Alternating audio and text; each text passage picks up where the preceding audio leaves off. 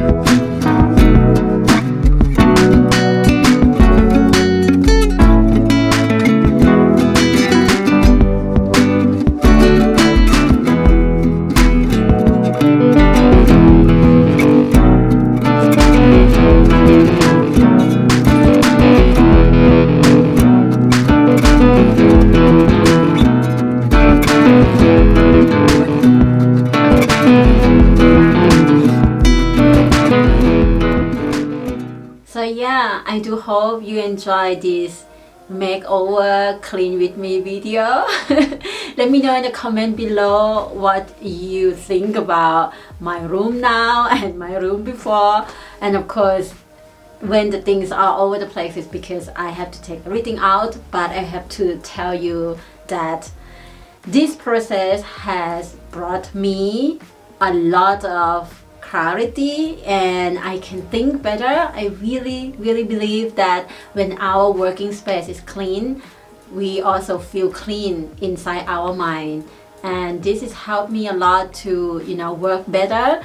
And I already see that how I feel when I enter this room, the feeling is also totally changed.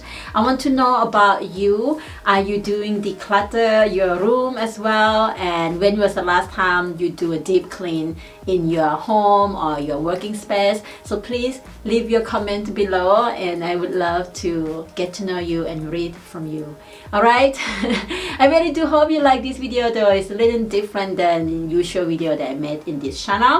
But if you do like this video, just click that like button so that you let me know that you like this kind of videos, so I know what can I bring more to you, you know. And I think this is so important to share with you all around me, not only crochet stitch or thing like that, because everything around me, including cleaning this room, is helped me to create better and help me in my, you know, daily life as well as in my business. And yeah, I think this is a good habit. And this morning I did my routine, like my kind of ritual in this room, and I was thinking maybe I should share this with you as well. Let me know in the comment below if you like to see the video of my morning routine or morning ritual in this room when I enter this space, or I call it the vortex of my creativity.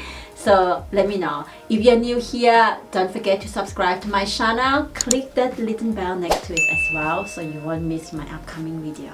I see you next time. Be beautiful as you are. Bye bye.